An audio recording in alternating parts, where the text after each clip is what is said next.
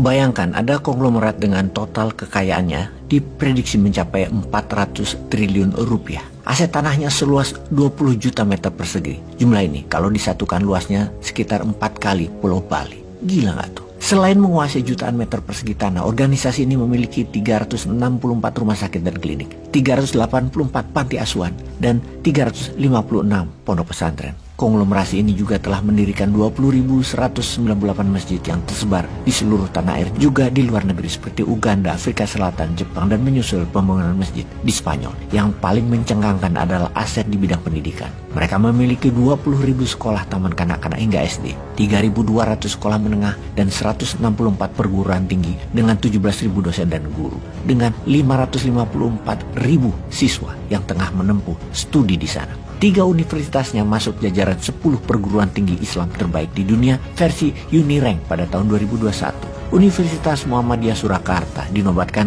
di peringkat ketiga terbaik di dunia di atas Universitas Antarbangsa Malaysia dan Iran, University of Science dan Teknologi. Sedangkan Universitas Muhammadiyah Malang dan Universitas Muhammadiyah Yogyakarta berada di ranking ke-6 dan 8 terbaik di dunia. Benar, kita bukan membicarakan tentang aset seorang konglomerat semacam Prayogo Pangestu atau Khairul Tanjung atau Sembilan Naga. Kita bicara tentang sebuah organisasi keagamaan non-profit, organisasi massa ormas Islam terkaya di dunia, Muhammadiyah. Bagaimana Muhammadiyah bisa sebesar dan sekaya itu? Perkembangan Muhammadiyah yang mulanya dari sebuah madrasah sederhana di kampung kecil Kauman di Yogyakarta sering sekali menjadi bahan riset dan diskusi para intelektual internasional. Seorang profesor antropologi sekaligus pengamat Islam asal Boston University Amerika Serikat, Robert Hefner, pernah mengajukan Muhammadiyah untuk meraih Nobel Perdamaian pada tahun 2019.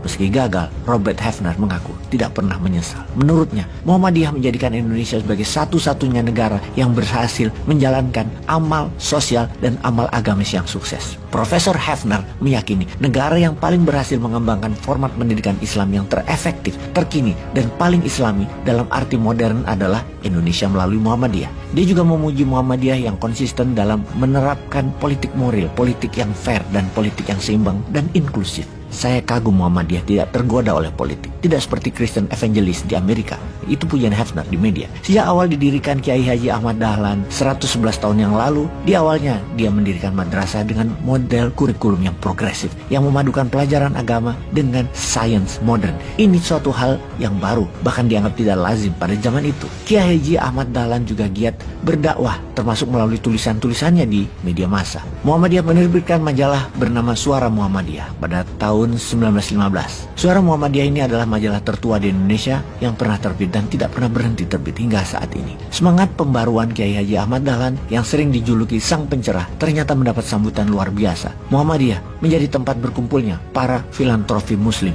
yang rela mewakafkan harta, tanah maupun ilmunya untuk dikelola Muhammadiyah. Soal wakaf dan zakat adalah soal kepercayaan, dan hal itulah yang dijaga betul oleh Muhammadiyah. Kepercayaan dalam pengelolaan aset wakaf dan zakat para donatur itu pula lah yang menjadi salah satu kunci berkembang pesatnya organisasi Muhammadiyah. Pendidikan yang membentuk logika berpikir yang kemudian akan menjadikan output berupa akhlak dan adab adalah motonya Muhammadiyah. Sesuai juga dengan penggalan kata-kata Kiai Haji Ahmad Dahlan yang populer, teladan yang baik adalah khotbah yang paling jitu. Sekali lagi, teladan yang baik adalah khotbah yang paling jitu. Jadi bukan kata-kata, tapi perilaku. Baru-baru ini Muhammadiyah juga merambah bidang perhotelan dengan mendirikan Suara Muhammadiyah Tower dan Convention di Yogyakarta. Hotel ini dibangun secara mandiri tanpa sepeser pun hutang dari bank. Langkah ini menandai dimulainya dakwah Muhammadiyah di bidang ekonomi. Setelah menjadi pionir di bidang pendidikan dan karakter building, tampaknya Muhammadiyah juga ingin menjadi role model dalam membangun sarana umum. Pembangunan yang tidak mengandalkan hutang termasuk investasi asing.